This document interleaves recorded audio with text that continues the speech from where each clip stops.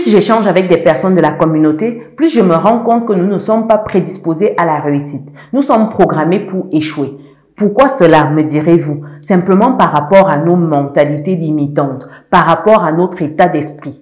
Beaucoup de personnes dans la communauté ont arrêté de rêver. Et pour ceux qui rêvent, ils rêvent trop petits. Ils n'ont pas des rêves qui sont grands, des rêves qui bousculent les côtes, des rêves qui vous font frissonner. Non, c'est des personnes qui pensent petit à leur petite personne, à leur famille peut-être et sans plus. Or, si vous voyez, si vous lisez surtout les histoires des personnes qui ont impacté positivement ce monde, vous vous rendrez compte que ces personnes-là avaient des rêves grands, que ces personnes-là avaient des pensées d'esprit millionnaire. Et dans cette vidéo, je me propose de partager avec vous quelques conseils pour développer des pensées d'un esprit millionnaire. On se dit à tout de suite.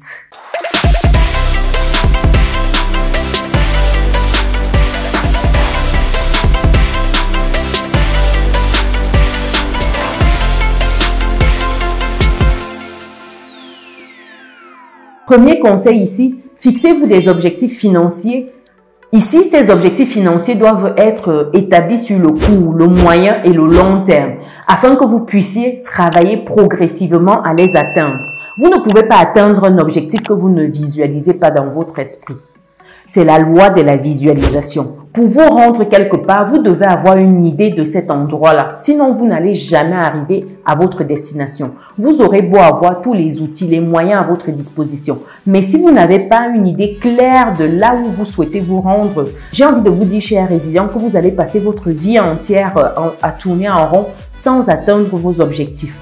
Vos objectifs doivent être SMART, c'est-à-dire S pour spécifique, M pour mesurable, A pour atteignable, R pour réalisable, T dans le temps. Donc, prenez le temps de vous constituer ces objectifs-là. Ou sinon, vous avez également la méthode Ikigai qui vous permet de vous fixer des objectifs adaptés à votre leitmotiv. Prenez le temps pour cela. Deuxième conseil ici, pensez en termes d'investissement. Au lieu de dépenser votre argent, pensez à l'investir pour générer des revenus futurs, des revenus complémentaires qui vous permettront d'avoir une meilleure qualité de vie au quotidien. Beaucoup trop de personnes dans la communauté, lorsqu'elles reçoivent un peu d'argent, sont omnibulées par où elles vont dépenser cet argent-là. Certaines, même avant de recevoir l'argent, ont déjà planifié des listes de courses interminables. Et une fois que l'argent arrive, directement, c'est dépensé. Or, vous devez prendre le temps de budgétiser, de planifier. La gestion de finances ici est capitale. Et une fois que vous avez une bonne gestion de finances, vous comprenez que la finalité de l'argent, c'est pas pour dépenser. Non, du tout. Et ça, quand on est dans cette optique-là, c'est qu'on est encore pauvre dans son esprit. Vous aurez beau avoir des millions dans vos comptes, mais vous finirez pauvre. Troisième conseil ici, soyez responsable de vos finances.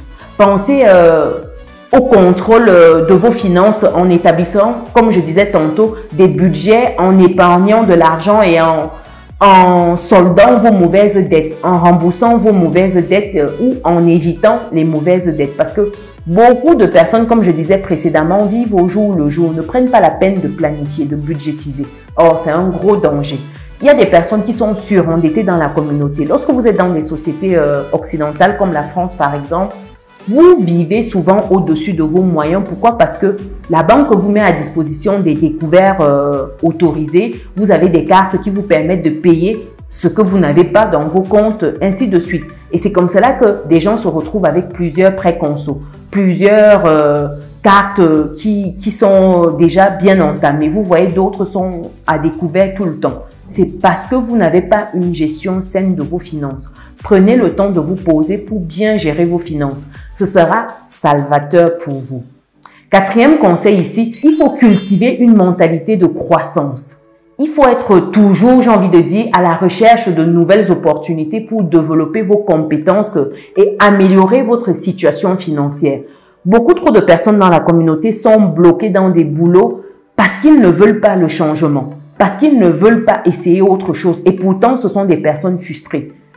Si vous n'êtes pas dans une quête perpétuelle de vous améliorer, de grandir, de sortir de votre zone de confort, chers résilients, j'ai peur que toute votre vie, vous ne soyez frustrés. toute votre vie, vous ne déployez pas, que vous ne libériez pas le potentiel, le génie qui sommeille en vous pour faire bénéficier le monde. C'est important d'être constamment en train de travailler sur soi. Et travailler sur soi ici, ça peut être prendre une formation. Il y a des personnes salariées qui, à part les formations de l'entreprise, n'ont jamais pris de formation à côté. N'ont plus ouvert un livre depuis l'école secondaire. Pour d'autres, depuis l'école maternelle. Il faut vous réconcilier avec la lecture.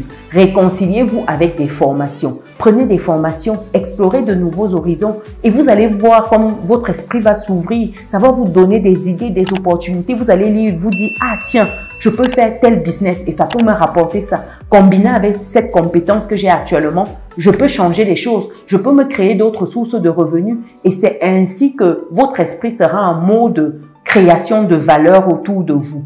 Faites-vous une fleur, chers résilients. Bougez, vous n'êtes pas des montagnes. Allez vers d'autres horizons. Essayez de nouvelles choses au quotidien. C'est ça qui vous maintient en vie, j'ai envie de dire. Avant de passer au conseil numéro 5 ici, si tu me découvres pour la première fois, je suis Chimène Nana, je suis entrepreneur, investisseuse en France et en Afrique depuis quelques années et ma passion au quotidien, c'est de vous voir atteindre votre autonomie financière. C'est dans ce sens que je partage du contenu qualitatif et que j'accompagne des personnes qui souhaitent se lancer dans l'investissement immobilier. Donc, si c'est ton cas aujourd'hui, tu souhaites te lancer, tu souhaites acheter ta résidence principale, tu souhaites investir ou acheter une résidence locative simplement en France, je t'invite à bloquer gratuitement un créneau avec moi pour qu'on échange de ton projet. Le lien, je le mets dans le descriptif de cette vidéo. Après cette parenthèse, le conseil 5 ici, c'est soyez proactifs, chers résilients. Prenez des initiatives pour améliorer votre situation financière plutôt que de simplement attendre que les choses s'améliorent d'elles-mêmes. Les choses ne vont pas changer si vous ne faites pas le nécessaire. Dites-vous que si vous faites les mêmes actions au quotidien, vous obtiendrez les mêmes résultats. Comme disait Einstein, c'est la folie de faire les mêmes choses et d'attendre les résultats différents. Ça fait 5 ans que vous espérez avoir un nouveau travail, mais vous ne prenez pas la peine de rédiger un CV, de mettre à jour votre lettre de motivation, de postuler. Non. Les choses ne vont pas se faire pour vous si vous ne poussez pas les portes. Souvent même, il faut forcer. Même quand la porte ne s'ouvre pas, vous insistez. Il y a même souvent des portes qui sont ouvertes, mais qu'il faut encore insister pour entrer. Et c'est ça dans la vie. Si vous êtes en mode « j'attends que les choses viennent à moi », certaines choses ne viendront jamais et vous serez frustré. Prenez le temps de provoquer votre chance, comme on dit. Provoquez votre chance. Sollicitez des personnes. Si c'est ces personnes-là qui ont des opportunités qui vous intéressent, prenez votre téléphone, passez un coup de fil.